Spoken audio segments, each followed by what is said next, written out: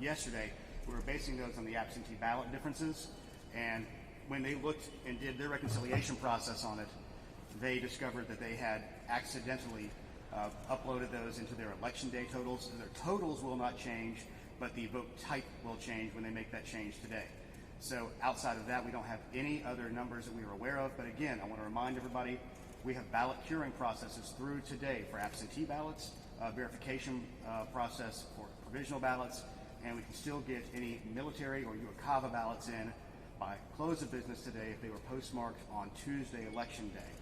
So there are still an unknowable amount of ballots that will be available to be counted at some point. They are in the hands of the elections officials now, other than maybe the military and UOCAVA ones. And I can assure you that there are teams of 20-somethings around the state who are Republicans and Democrats finding those people with those absentee ballots to cure.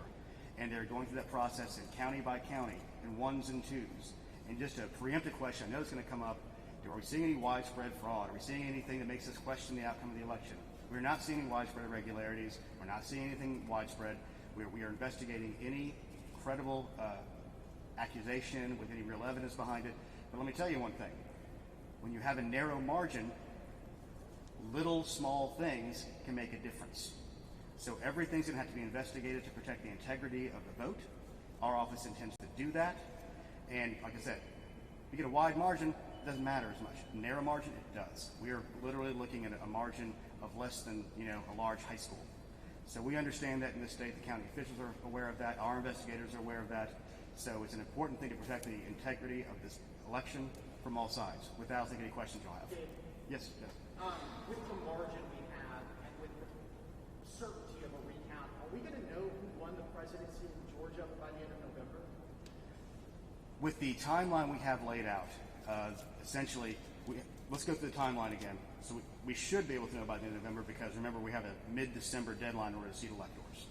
So the one thing that is always going to be an unknowable unknown is lawsuits that can affect what we have to do. We are rules. A country and a nation of laws. So if the judge tells us to do something a certain way, we're going to have to do that, let the legal process work its way out. But given the laws we have now and the situation and posture that we are in today, today is the last day to cure all those absentee ballots, get the military and overseas in, and then verify the provisionals. So that gets you your outer bound of these. Then you have the situation where the counties need to certify their election. So they take that, they give us a bunch of paperwork, they do the reconciliations, they make sure they have everything right. And trust me, these people work very hard at it. Again, they are all very tired, but we work with them very diligently to get that in as fast as we can. Because state certification can come only after we do our risk limiting audit. And that is going to be the first time the state's doing it. It was part of HB 316, Secretary Raffensperger's election reform law.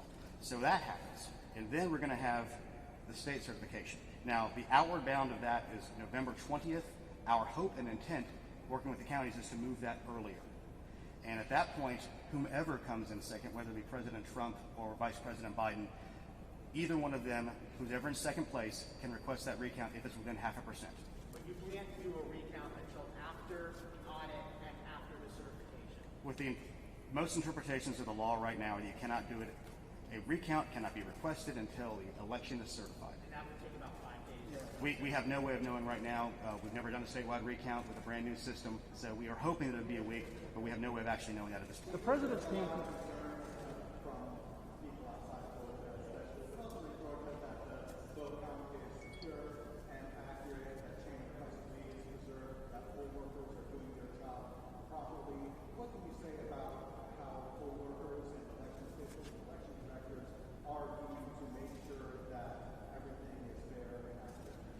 We have 159 election directors, thousands of poll workers, election workers, hundreds of volunteers on adjudication panels. They are all in there, as the Secretary noted. This is a public process. You can watch everything that's happening. They have paperwork, there's certifications, there's reconciliations, there's paperwork on top of paperwork in many cases, so we know how many ballots there are.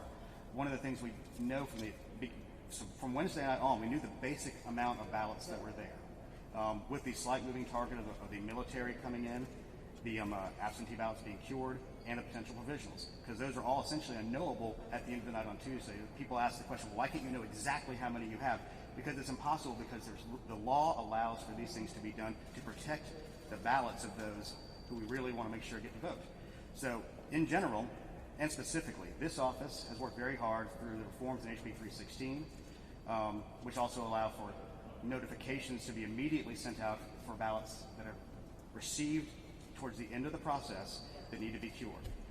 People talk about it's a 3-day cure process on this, and that's not the case. What it is, if you send in your ballot early, you can have a month-long cure process if it comes in that way. That's why I always encourage people to do that as early as they possibly could. But our office and the counties have many, many safeguards, many, many guardrails built up over many years to ensure the integrity of the vote. Yes, ma'am.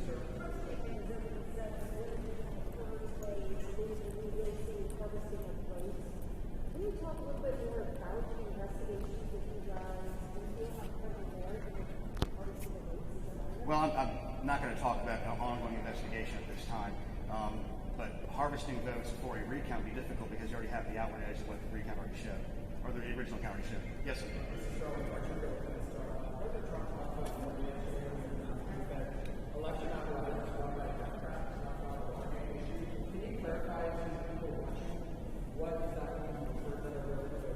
I'm not going to try to get into the president's actual mindset on that because there are Republicans who are involved, there are Democrats involved at different levels. It's sort of a shared service delivery model.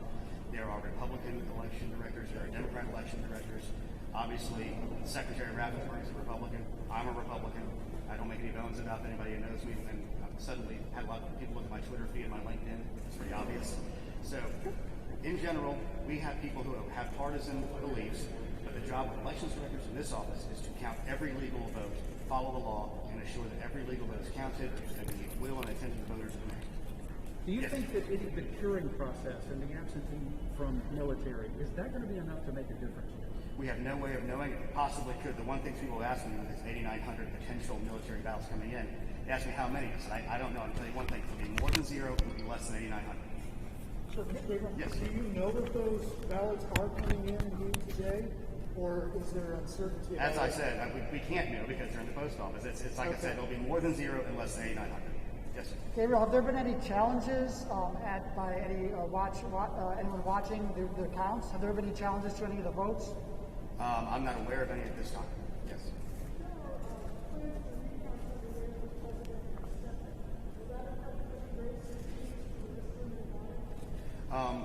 Here's the situation. The risk limiting audit has to be done before there is a recount anyway, so no, that shouldn't really have an effect on that. And to clear up one thing, I want to make sure everybody understands.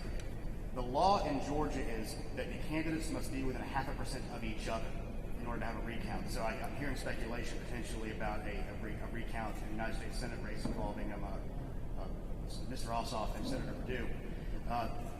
That margin is so wide with the amount of available ballots out right now, there's no way the two of them could probably get to the 0.5 point each. I mean, potentially they could, but it's very unlikely. So it would probably only be for president.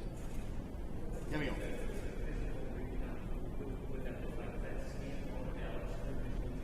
You're going to let me get into my fun geek time now to go over the SEB rules that we outlined when we passed this law. This is the way it's going to work. As I mentioned to y'all yesterday, the Secretary directed that we procure in the original procurement the high-speed ICCs, which are the high-capacity, high-speed scanners that will be used at the central offices for this recount. Now, how we're going to do that is we're going to take a deck of ballots. We're going to have this hand-counted going by what is written on the human-readable portion of that, or the readable portion of that. They'll tally those, and we'll get a count, write it down. We'll then run those through the scanners, and they ought to match. Once we validate that scanner is scanning properly, we will then be scanning every single ballot again on the central scanners. Like I said, we're making estimates of time. We don't know. Like I said, I'm hoping there's some time when our elections are going to get some sleep, because it's going to be a high-stress thing. Again, more eyes in the world are upon them. But that's the essential outline of how it works. There's other details of how you handle it, but that's the basis. Yes. Voters about the issue where they showed up on Tuesday and they were told they had already been voted. Are you aware of that issue? We are aware that there's a couple of places we've heard about potentially happening. We don't know exactly why yet. It could be a simple thing as on the poll pad it searches first name, last name, and date of birth. So they could have been looking at the wrong person, not realizing it immediately. Because like I said, the poll workers are human. And human beings are involved on this level, so there can be errors in those. We are obviously looking into it to see if there's anything that we discover about why it might have happened. Anybody else? Yes, sir. Yesterday you told us You again? Me again, yes, sir. Yesterday you told us there were 3,900 provisional ballots in Fulton County. Do you have the breakdown of provisional ballots in any other counties in the state? I do not right now. We're trying to get that, but again, we're trying to leave the elections officials and directors to their actual counts. Yes, sir. Real quick, 4,000.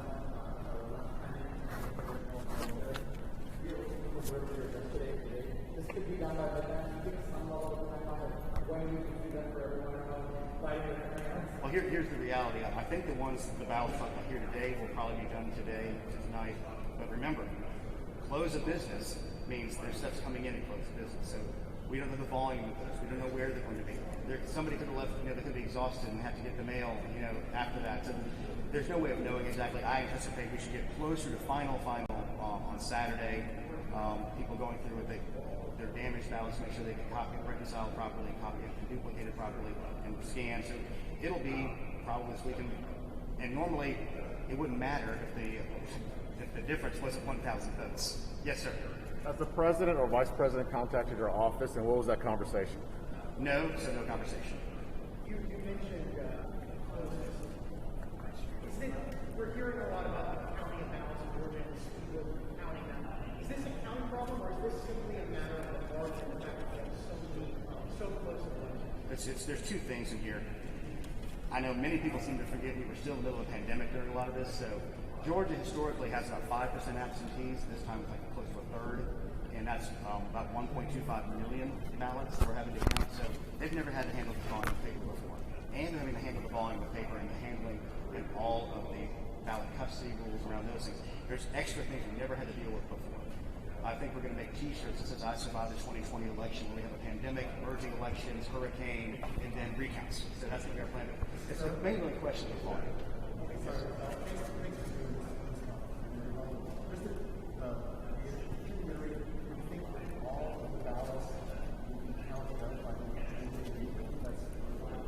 Again, we can't know what's happening in all 109 counties. I mean, the only state with more counties than us is Texas.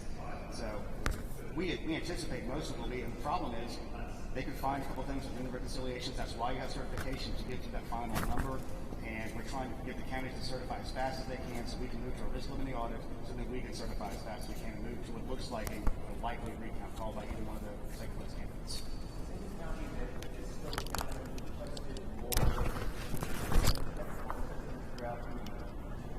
There was in Chatham County they wanted to have one more adjudication server, and that was supplied.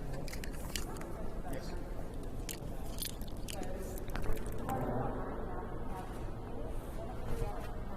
About 17,000. About 17,000 already, and those 17,000 are already included in the counts we have. Yes, sir. Yes, sir. Do you mind, just one more time for clarity, you talked about 4,169 that are still out there. Can you go county by county one more time so we have a clear understanding? You just want to see me get the computer back out again? Yes. All right. Thank you. Give me a second.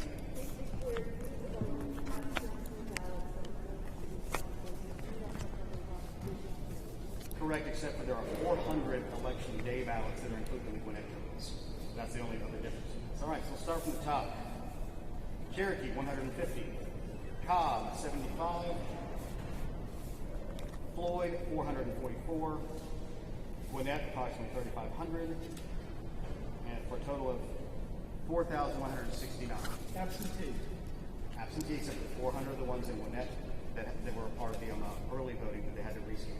Okay. All right. Anybody got anything else? All right, David.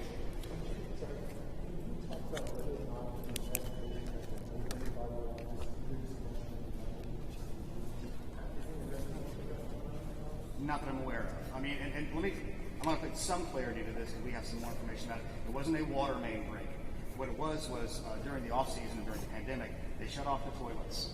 And they were turned off, and there was a leak that got around one of the edges of the shutoff valves. And over time, and it's just kind of like we said, we got through the hurricane. I'm going to add a water leak to the t-shirt, I think, surviving election 2020.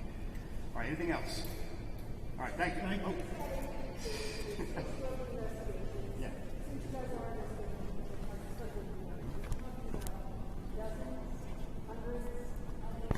I really couldn't say right now, because there's different levels of investigations. You do phone calls to make sure there's credibility, then you're like, yes, there's credibility, then there's real investigation. So I'm not going to parse through that. Obviously, we're getting stuff. And, if you look on Facebook and Twitter, obviously there's millions of problems all across the country. If somebody has a credible complaint and they have some kind of evidence or some kind of trail to an evidence, they can give our office a call. And if they're in another state, give your state office a call, because we want to make sure we protect the integrity of the ballot, because that's the way we're going to build faith back in the system that the outcome of the election is correct. Thanks a lot, y'all. Thank you.